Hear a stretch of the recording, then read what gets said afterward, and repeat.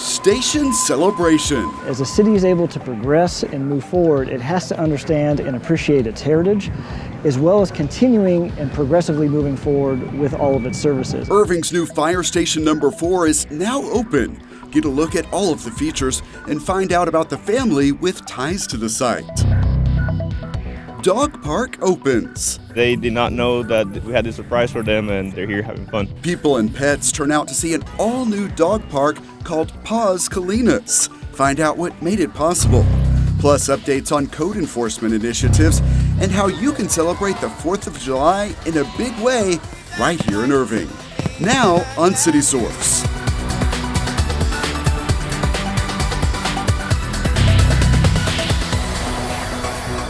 A double debut in Irving as 2 major facilities celebrate grand openings, and we are covering both.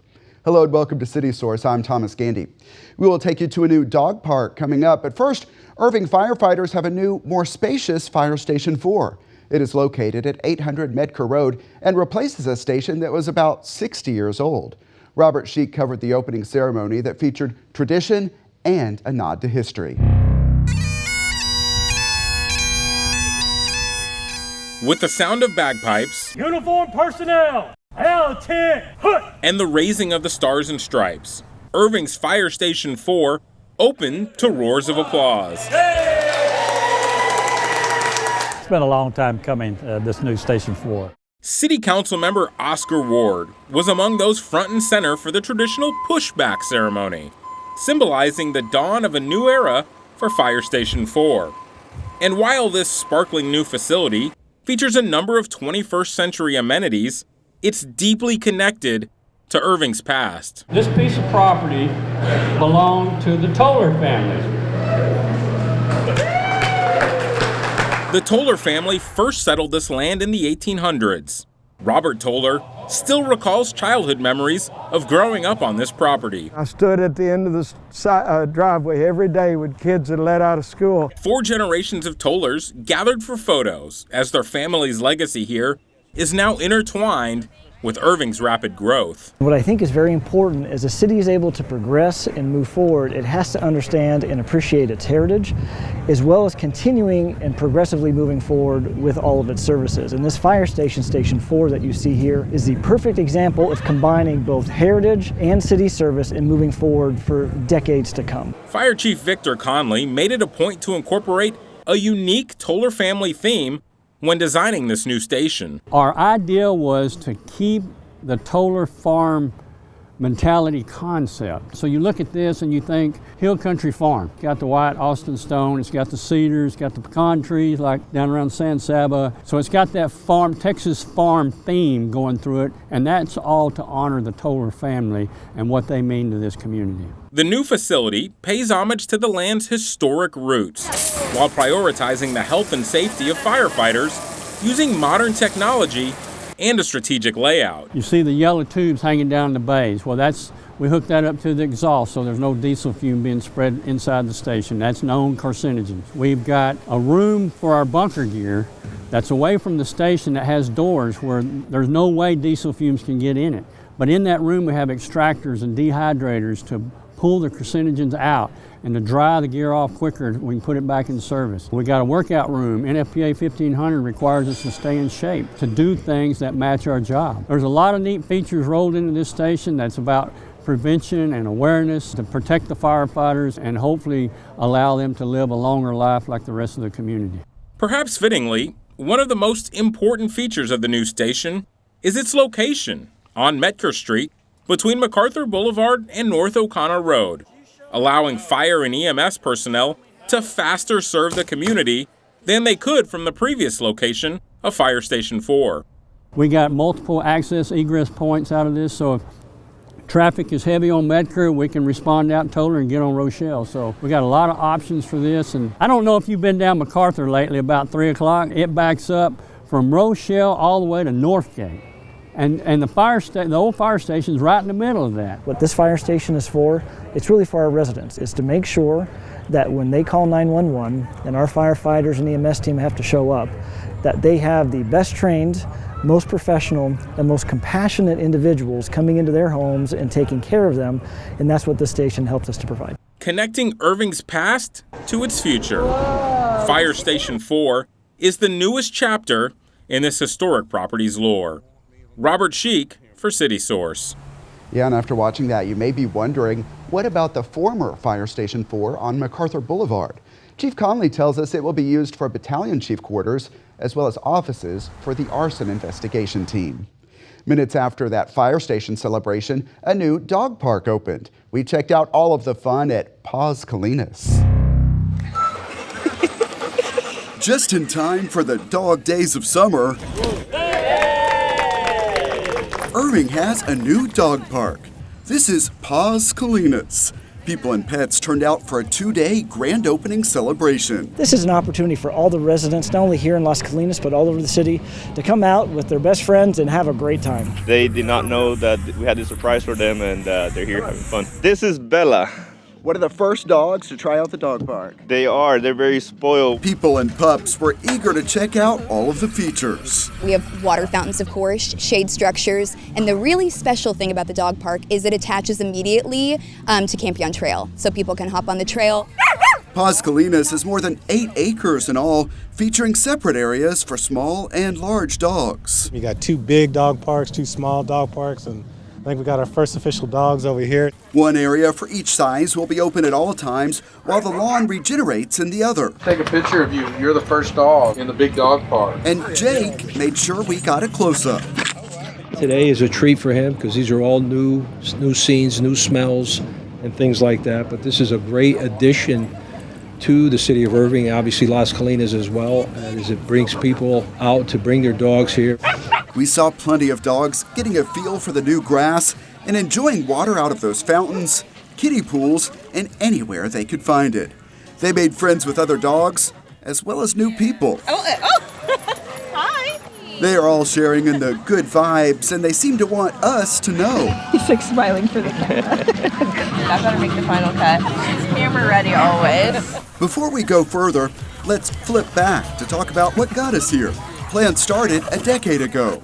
Residents saw the popular dog park at the Animal Care campus and asked leaders, when are you going to build one on the east side? Partners got together, including the City of Irving and the Las Colinas Association. Persistence, 10 years in the making, a lot of people, a lot of persistence. And then for funding, the TIF board really helped a lot, which is a board that helps regulate the funds that are raised in the Las Colinas area through that tax incremental zone. They decided to fund it and go ahead with it. The board, LCA board, went ahead with it. So now we have a dog park in the east side of Irving. Now that it's all built, Las Colinas Association will have the responsibility for maintaining it from here on out. People today more and more have their animals, and when you're in a small area, you need a place where you can get out and go with them. And so this is the opportunity that they have. It's a great amenity for Irving. As dogs work to refine or maybe just figure out their fetch skills at this park, there is a word of caution in this heat. Out here with lots of other dogs they've never been around, they're going to be excited and worked up, and so exertion plus the heat plus the humidity can overheat your dog really quickly. Dogs, unlike us, don't sweat. They cool by panting, and when they're moving lots of hot air, they're not doing a lot of cooling. There are ways to take it easy out here. You want the butt scratches? Yep. And by the end of any visit, people and pets can be dog tired. Now that he's tired enough, yeah, he'll stay here for a while. It's okay, because now that it's open, there are many more opportunities to visit Paws Colinas. This is cool. This is really cool. It's exciting for Irving, Texas. A little hot out there, but a lot of fun. Paws Colinas is located at 1300 California Crossing Road. While it is expected to attract a lot of foot traffic from nearby apartment complexes, there is parking for about 50 cars. Here are a few rules to follow when you visit. First, clean up after your pet. No food, treats, or drinks are allowed in the fenced area.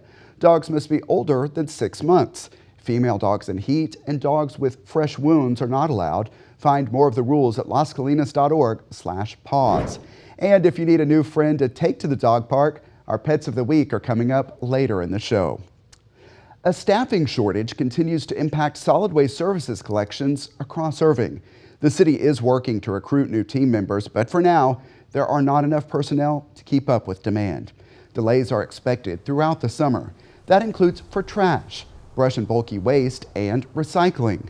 As an alternative, residents can store materials for the next collection day, or Irving residents can drop off waste at their Hunter Farrell landfill from 7 a.m. until 5:30 p.m. daily. Irving has a new option for paying utility bills online. Residents can sign up at myirvingbill.org. Among the features, users can view real-time data to monitor water usage, view and pay bills, including setting up autopay, and also on the site, users can submit work orders. To get started, residents will need information from their most recent bill, and then they can visit myirvingbill.org to sign up. Irving's Code Enforcement Department takes on a range of responsibilities focusing on the health, safety, and appearance of our community. Apartments, mosquitoes, garage sales, weeds, and more are on that long list. Earlier, I spoke with Code Enforcement Director Teresa Adrian about some of the department's initiatives. Thanks for being here. Thank you for having me, Thomas. And let's start with a new program. It's called the Rubbish Roundup. What does that involve?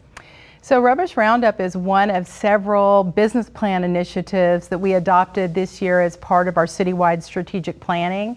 And Rubbish Roundup is just near and dear to my heart. We wanted to do our part, and what we thought would be a good idea is to start with Irving Boulevard and talk to all of the business owners. And so we have Andrew Renfro, who is our mosquito control coordinator. He is the one that is assigned to leading the charge, and they are conducting outreach to every single business owner along Irving Boulevard from Loop 12 all the way to 183. And what we thought would be a good idea is just to appeal to their marketing senses and their business sense and talk about all of the benefits of keeping their properties clean and clear of debris, and the benefits of not allowing trash to enter onto a neighboring property, and how everyone can prosper if they work together in keeping their properties clean. And so they've begun the outreach, and they are working their way from one end of Irving Boulevard to the other, and we are very hopeful that we will instill some, property ownership pride and some enthusiasm amongst the business owners, just understanding the benefits of great curb appeal and keeping their properties clean. That creates an image for the city of Irving, and Irving Boulevard is one of our main corridors. And so we want people to see that Irving cares about, being beautiful and clean. And so this is our way of, just trying to contribute to a good result in regards to making us a litter-free community. Moving to another topic now, what does your team do to check the safety of apartment complexes? There's a lot involved in the safety of apartment complexes because there are multiple families living in multi-units inside an apartment complex. We check everything from the interiors to the exteriors, common areas, mechanical rooms, walkways, stairwells, balcony railings, heating and air conditioning, electrical, plumbing, breaches in the sheetrock, you name it, we check it. They go through and do a very vigorous inspection because we want to make sure that our residents that live in apartment communities in Irving are enjoying a good quality of life, no differently than if they were to be an individual homeowner. We are under a licensing and inspections program with the apartment complexes. They do update their applications each year, they submit their license fees, and then we renew that license. And they do get an annual inspection, but every single infraction that's observed during that annual inspection, the inspectors go back and re-inspect until all of the violations have been solved. As long as the apartment complexes are chipping away at corrections, we're going to continue working with them. But when we have folks that are not necessarily cooperative and not meeting those deadlines and not making an effort to meet those deadlines, we will ramp up the enforcement levels, to perhaps a citation. And so, but our hope is to work, harmoniously with our business owners and lead them down the path of compliance because everybody benefits when that happens. Another focus of questions for you involves auto-related businesses. What are the primary issues you see? Cars, lots of cars. We see a lot of folks conducting their business outside of an enclosed building. They're working on vehicles outside. They're storing parts and supplies and materials outside. We see wrecked vehicles in parking spaces that are designated for customer parking, and they're utilizing those spaces for storage. We see all kinds of illegal outside storage that's not properly screened. We are even running into issues where they don't have a proper certificate of occupancy. And so this particular business plan initiative is very much needed, and it will just continue to be a part of our overall code enforcement programming, because it definitely impacts the visual impression of the city, especially along the main corridors. But even more important than that is where you have auto-related business next to a residential property, and that impacts the quality of life for that homeowner. And so it's really an important initiative, and it's all hands on deck. All of the code officers are working auto repair businesses in their respective territories, and we're just going to continue chipping away at it and holding these business owners accountable to maintaining their properties and operating legally. Your team is always busy. Code Enforcement Director Teresa Adrian, thanks so much for making time for us. You're welcome. Thanks for having me. Find more answers to some of the most common code enforcement questions at cityofirving.org/3430. The City of Irving Special Events team is planning a 2-day in-person Independence Day celebration called Irving Brings Back the Spark. It begins on Saturday, July 3rd at 9 a.m. with a parade in downtown Irving. As you see in this video from past years, it will feature floats, cars, music, and more. Then on Sunday, July 4th, it's the first major public event to take place at the new Levy Event Plaza. A fireworks show will light up the sky at the end of the night, but the fun kicks off at 6 p.m. with live music, more than a dozen food vendors, a beer garden, and a kids' fun area. Organizers say it is a good idea to bring chairs and blankets, but coolers and alcohol are prohibited. There are a couple of parking options to tell you about. Parking is available at the Summit Parking Garage. That's 545 East John Carpenter Freeway. It's $10 cash. There will be free parking with a shuttle available at the Toyota Music Factory. Find more details on all of this at irvingevents.org. Some people are already thinking about back to school time. That's because the annual Supplies for Success drive is underway. I got 2 blue. As we show you each year, the Irving Schools Foundation gives away thousands of backpacks to students in need. This video is from the distribution event last year. To make it all work, the organization depends upon donations. Along with backpacks, supplies such as notebook paper, pencils, and headphones are needed. A full list of supplies is posted at cityofirving.org/supplies. Those donations can be dropped off at any Irving fire station. People can make financial donations at irvingschoolsfoundation.org/donation. Families in need of donated supplies should contact their student school counselor.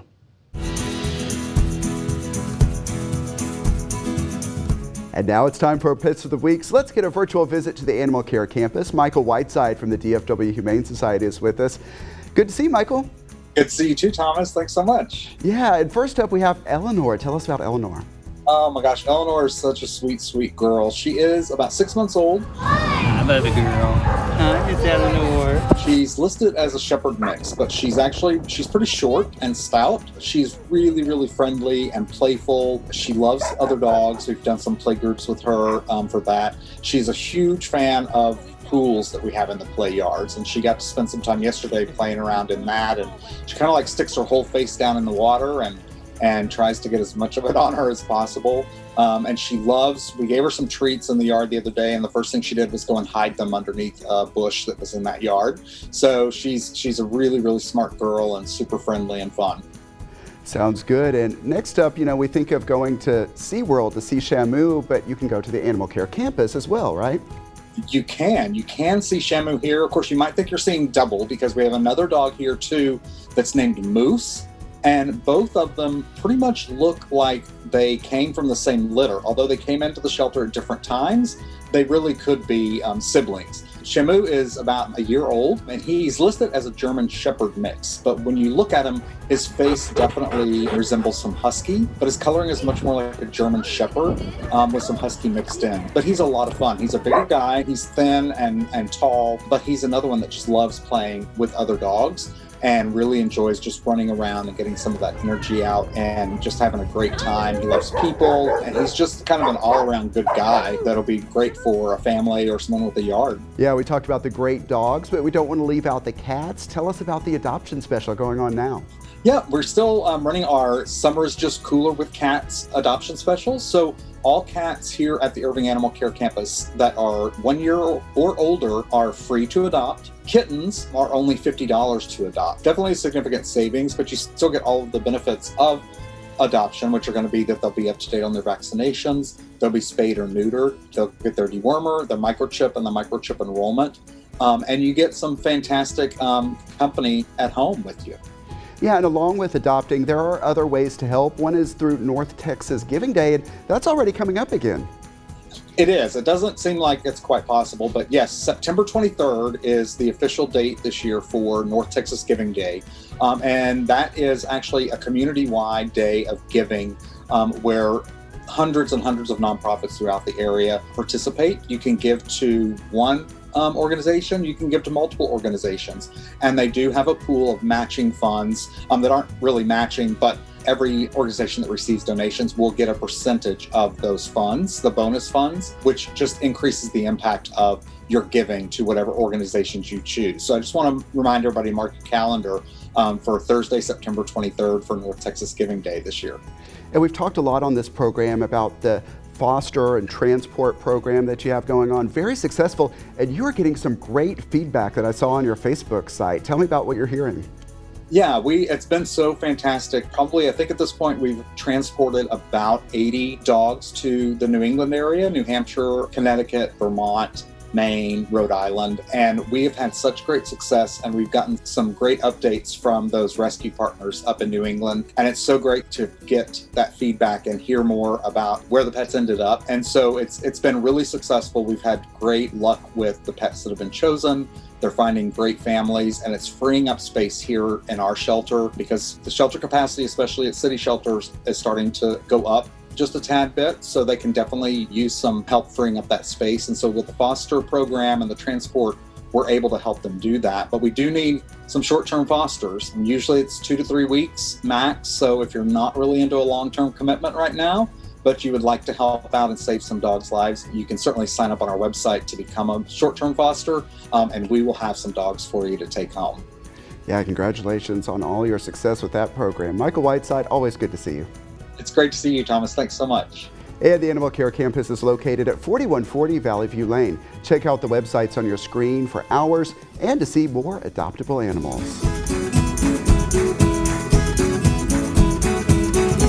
People are experiencing some Olympic fun in a big way right here in Irving. We are going to be all over the city covering Olympic Day, and our story is coming up next time on City Source. And as we mentioned just a few minutes ago, we'll have highlights from the city's 4th of July celebration. Those stories and much more coming up next time. Remember, you can always email us your thoughts on our stories. The address is ictn@cityofirving.org. Also find us on YouTube. Our channel is at youtube.com/thecityofirving. Subscribe and you can get notifications when we upload new videos. And we always appreciate the likes and positive comments. That's it for this edition of City Source. Thanks for watching, stay healthy, and we'll see you next time.